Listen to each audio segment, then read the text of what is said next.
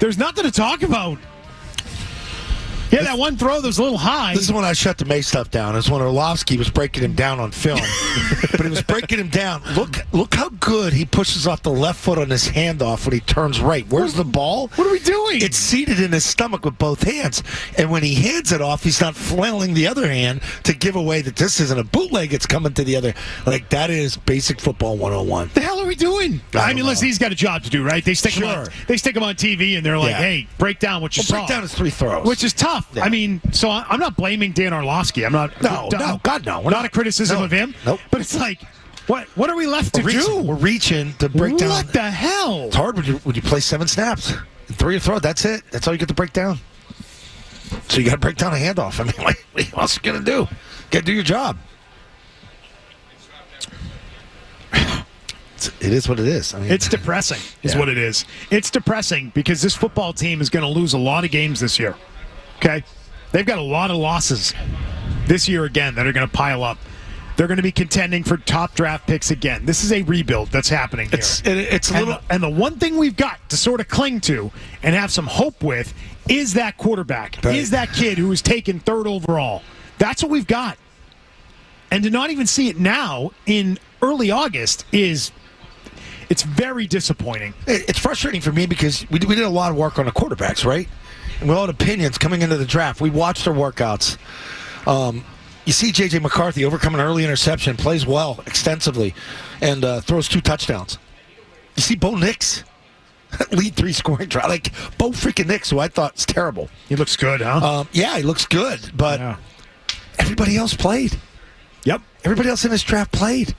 Like, that was my point the whole time. Like, and when you see those first rounders, they're all coming together for that rookie symposium. Yeah, there you go. The rookie symposium, and they're all standing together. And I'm like, there's that one guy that's probably not going to play. It's going to be Drake Maye. And he's the 3rd freaking pick. Like, and that's the struggle you have with this. And this is what I worry about with fans, like with ownership, with everybody like that likes his team. And you're salivating for some juice. Do you know what we did on pregame? I know you were tied up on doing your TV stuff. Man, you for all the people who were watching on Thursday night, I got to tell you about the amount of prep that Zoe had ready to go. McCone, you should have seen it. Yeah. Well, he's doing volumes of information that Zoe had assembled. I was floored, quite frankly. Floored. Be ready for the team. He was ready to go. I couldn't believe the amount of charts and everything. O-line depth It was impressive. I was impressed. I had a separate O-line depth chart. Did you really? He had it all going. You got to be ready for these guys. That's a side topic, though. Yeah. But anyway, we started building a list of offensive coordinators for next year for the team. I don't know. You guys are nuts. We started, Gasper and I have AVP out, and we're starting to build a list of candidates for next year for offensive coordinator. Because the people that want to interpret Thursday night as Drake Maye stinks. No. Can't. Nope.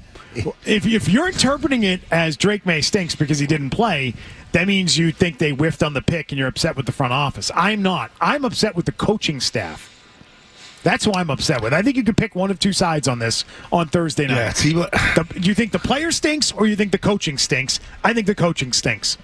Well, to your point, by the way, so Volan wrote about it this morning as well. What do you write? I mean, Mayo has kind of drawn a line in the sand in terms of like, no, Alex Van Pelt is in charge of the offense. And if you want to talk about the snaps, go talk to Alex Van Pelt. And so if the offense does go off the rails, no. That is not me. Mayo said that? Did you hear Drake Maye after the game?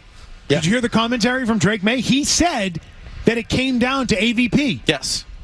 Yeah. He said he knew the plan, when it came to how much he was going to play, and that it was decided by AVP. So AVP is the problem here. I identified it well in advance of everybody else. I want credit for that. I want to take credit for identifying AVP as the problem. AVP, problem. Doesn't want the kid to play. He's not invested in it. He's not invested in the kid. And I think when you draft a quarterback, Zoe, 3rd overall, your entire franchise needs to be dedicated to the success of that player, and everything needs to go into that player. I've been, and they're not doing it. I've been through it, and it was the number 1 pick. Like, that's only. And everybody, I hear this too when I say that. People are like, "But that's Bledsoe. He was the 1st overall pick." I'm like, this kid was taken two after him. There's not a big gap between 1 and 3. Yeah, no, there wasn't. When this draft was taking place, I heard people criticize Caleb Williams. And people say that Drake Maye was maybe going to jump to 1. So throw all these 3 together, whether it was him, whether it was Jaden Daniels, whether it was going to be Drake Maye. People were talking before the draft. Anything could go 1, 2, 3 like that. So it's not that far off of what I went through. And when you're picked that high, you're given the keys. You're given the reins. That's just the way the sport operates. And I know the game has changed a lot over the years. What's startling to me, like we had Milton last week too, and he told us, "Hey, I haven't called a play in a huddle since I was 17." I go, "Excuse me?" He goes, "Yeah, Michigan, Tennessee, we didn't call plays in a huddle." That stunned me. Yeah, absolutely stunned me. He functioned fine. Well, Drake Maye didn't do it either. Yeah, but my point is, Joe didn't seem to struggle that much. No, because it's not that hard of a skill. But as you can say, what's the difference? This is why I feel you missed a massive opportunity. Whether Drake Maye look good or bad, my whole point through all of this is you've got to play to get the experience. You could sit here and talk about mental reps, virtual reality crap, which they do, and we talk a little more of that. We get into that at some point too. But you don't learn that much through osmosis. It's live action, baby. Mm-hmm. It's people at your feet. It's ducking a guy. What Joe Burrow say the other day? Isn't that with anything? I can't wait to get in the game because I want to get hit before the regular season starts. I need to get hit because you got to get a little shell shock. You need that to see. Oh, am I going to survive injury? Am I okay? Did that hit feel okay? Yeah. Now I'm getting confident. That's how you establish confidence with the kid. You don't establish confidence by hitting him 3 or 7 snaps and baby him. That's not how you establish confidence. So you missed a massive opportunity to get him, say, 6 series and then go to Zappy. You could have played Milton in the 4th quarter. You need to play Milton all that. You need to play Zappy 2 quarters. I mean, we sat there for almost 2 hours of football and it was all Bailey Zappy. That's not going to help this team this year. Helping this team this year is if Jacoby Brissett goes down, we could go back to those reps. And you missed 3 days of study to get Drake Maye on live tape and live game action. Now, they're going to get reps today. They're going to get reps tomorrow. He's going to play Thursday. But I'm saying you could accelerate the process over the weekend. You could have studied that and said, hey, this is what Drake does well. This is what he doesn't do well. So let's start putting a package together for him in case he has to go in. Not just by what you see in practice. When are we going to hear from AVP? Do you know? You guys know? DeMarcus Covington's talking right now. Is that him down there? Yeah. So I'm curious when the AVP, Alex Van Problem, stop it, is going to be speaking this week or, I don't know, tomorrow. Find out. Have to look at the schedule. See when we'll hear from him. AVP determined the snaps for Drake Maye. What's AVP's problem? Drake Maye told everybody that after the game. He sort of let it out. Kind of let that leak out that it was AVP.